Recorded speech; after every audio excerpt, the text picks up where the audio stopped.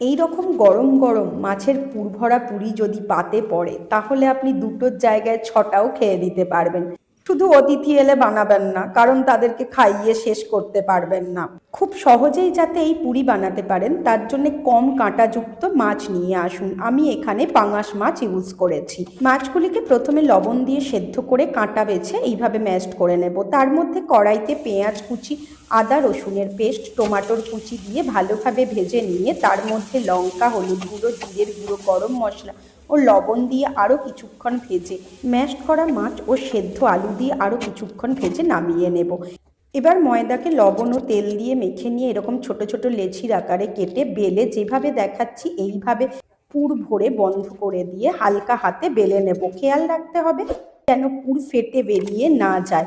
এবার তেল গরম করে তার মধ্যে একে একে দুপিঠ উল্টে পাল্টে লাল ও মচমচে করে ভেজে তুলে নিন। কেমন লাগলো আজকের রেসিপি?